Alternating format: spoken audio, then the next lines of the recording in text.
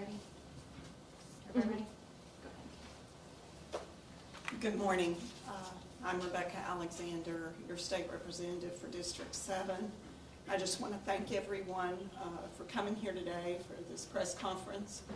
We want our community to know what is going on. These people beside me and around me are working around the clock, trying to help our citizens of Washington County. The lower end of the county is in much worse shape than other parts. I ask from the bottom of my heart, you keep our families in your prayers, that you keep our first responders in your prayers that are having to see horrible things that they never dreamed they'd have to see. I'm going to turn it over now to our city manager, Kathy Ball. First of all, thank you all for coming. My name is Kathy Ball. I'm city manager for Johnson City. Again, thank you all for being here. First of all, our heart goes out to those folks who have lost lives of family members and lost their houses. We have deeply been hit by this hurricane, way beyond measure. So thank you for being here. I would like to say a huge thank you to our first responders, not only the folks who are fire, police, EMS, 911, who have been working around the clock during this time, but we also have folks who are working on power lines, a lot of other utilities, water lines within the area that are trying desperately to be able to provide critical services back to our community. As for the city of Johnson City, we have been more fortunate, I would say, in terms of the conditions of having downed trees. Many of these trees that are still blocking roads are because they also have a live electric lines associated with them, and we need to make sure that they're clear from that before we can remove that debris. So we ask for your patience in being able to do that. We're trying to make sure that we're rerouting those. Again, our hearts go out to not only to members of our community in the western part of the county who have suffered the most damage, and we will continue to work endlessly to make sure those people are safe and to do a recovery effort. We also reach out with deep sympathy to those around us, those communities around us that have seen devastation and continue to see devastation throughout the day.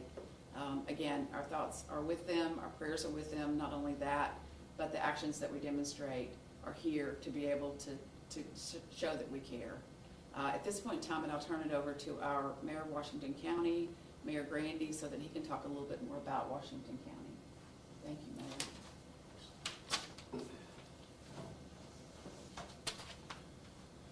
So I want to echo the sentiments that Kathy just mentioned, that our sorrow and our heartfelt grief goes out to people that are missing folks and want to know where their family is. Yesterday afternoon, when we saw what the conditions were really going to look like, and this storm was going to be imminent, we declared an emergency action for the county, which later in the afternoon, the governor declared a state of emergency for the state. We worked with Senator Blackburn's office last night in trying to get them to encourage the President of the United States to sign it off on the federal level. This will in turn release actions so that we can begin the recovery process and get the support we need in the community to help the folks that have been affected by this disaster that's come through. It's been really difficult to watch. We just want to thank our state representatives. They've been on board with us from the very beginning. Our governor has stepped in to help and be a part of it, and our local response teams are raising. Our highway department, our fire, police, our sheriff, they worked tirelessly all through yesterday and today, and will continue in the efforts going forward to locate folks that are missing and to continue to clean up our community. So heartfelt thanks to all of them. And next I'll turn it over to our Director of EMS, Dan Wheely.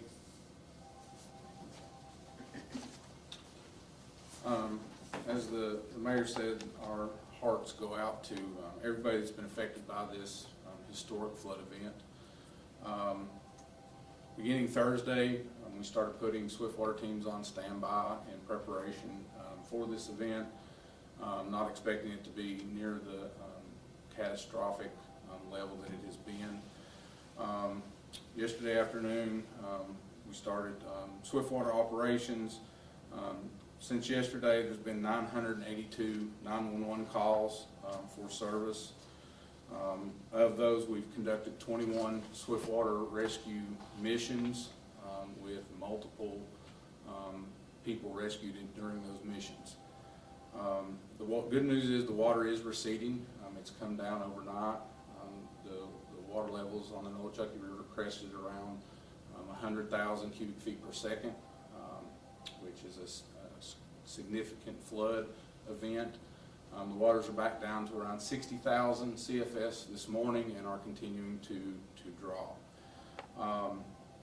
We had swiftwater teams on standby all night in the affected areas. Those teams are still there today, and our focus today is going to be search and rescue efforts, getting back into areas as the water recedes.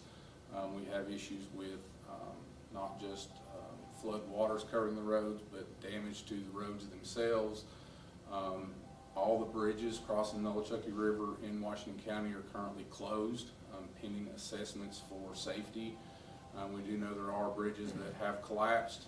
Other bridges are intact but closed until we can assess those to make sure they're safe to travel across. So today's operations are going to focus on just getting back into those areas, identifying anybody that still may need rescue, and then searching and try to relocate people that may be missing. We've had people that we know have tried to reach out to their family and loved ones. We would just ask for the community to give us some time to get these roadways assessed, to give us a chance to go in and assess these structures and these areas and locate those people. Anybody who is in the affected areas, the water is receding, so we'd ask those people to try to shelter in place. If they do leave, try not to cross any flooded roadways.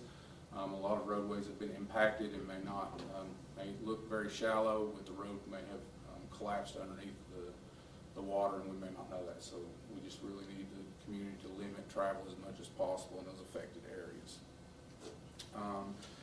Stay home, stay safe. We have people and crews in the area, and we will be out until we have been able to reach everybody that needs our assistance. This time I'm going to turn it over to Evan Clyburn, the Emergency Management Director. Good morning. I'm Evan Clyburn. I am the Director of Washington County Johnson City Emergency Management. To echo what we've said so many times, our hearts go out to people affected in this. We would like you to know that we have been working diligently since Tuesday on acquiring specialized resources to support our first responders, law enforcement, our fire, our EMS, our 911. Along with those specialized resources for that, we have also acquired specialized resources from federal and state agencies to support our local water departments, road departments, all our public works as well. As we continue with these efforts, not only for rescue and recovery, we are in the process of gathering numbers, affected areas, beginning to start some damage assessments this morning, later this afternoon, to put together numbers to try to put people back to where we were as quickly as possible. We ask that people be patient. We're restoring power, internet, water as quickly as possible.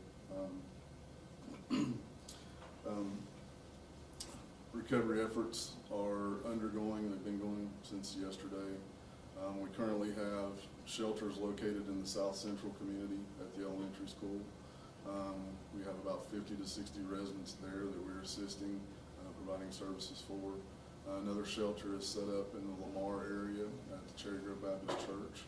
Those areas are providing assistance for residents there. We also have shelters in the city As we progress with this, we will be standing up information, which I'll push out through social media and the news outlets later this morning on areas and locations where public and citizens can get assistance for that, as well as we do the recovery and looking for efforts to reunify lost ones, people with questions on loved ones where, as we gather that information, we will get that out as quickly as possible. Again, as we move forward with this, we ask people to be patient. We push this information out through our channels, through the media, social media, and all that we have, and we are continuing with efforts. With that, I will open it up for questions. In terms of evacuations, do we know where we had to evacuate the most, and like an idea of a number of how many people we've had to evacuate? I'll let Chief Willie direct that since he was doing operations. Most of the people have been affected in the Lamar and South Central communities.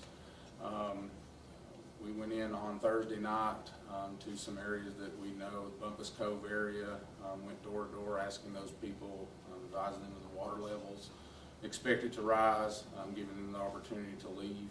At that time, none of the shelters, nobody reported any shelters Thursday night. We don't have exact numbers on affected people right now. We know we've rescued, done numerous rescues. We just haven't compiled all those numbers from the teams in the field yet to know the total number of people that have been affected. I know that we had heard about with issues going on with the dam. Are we worried about any kind of like water conservation or water treatment issues in terms of that? Those are issues we'd have to defer to the water departments. As far as the Nolichucky River, that's the Jonesboro watershed. There is no dam upstream of us. The Watauga River, I know the city's been in contact with them. We just have to refer that to the water department. And then in terms of like a rough number of like internet and cell towers that we have down at the moment, do we know if we still have some of those down? I don't have any information on that. Do you? No, at this time, we would defer that to the providers, and we're still gathering that information. We'll get that out as soon as we can. Okay. And then I know we had mentioned Governor Lee, so talking a little bit about that and other agencies that might be coming in, like TEMA, is that something that we might see happening? TEMA is in the area and assisting us.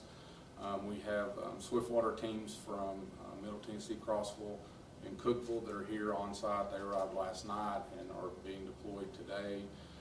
We have Oklahoma Task Force 1 that is actually in the Lamar community right now and assisted with operations last night. So we have both state and federal assets in here helping us right now. Yes. How many roads can you say are affected by the Nolichucky? I don't have a number of roads at this point. Every bridge that crosses the Nolichucky is affected right now.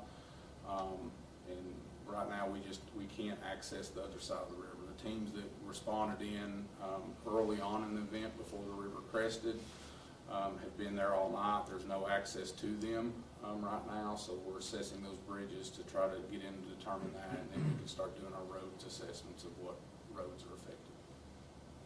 And then in terms of power outages, do we know if we still have some that we're working to restore, and if those might be restored today or when? We would have to defer that to Broadridge. We know there are power outages, but I don't know the numbers and what the plan is. We're good. Thank you all very much. Thank you.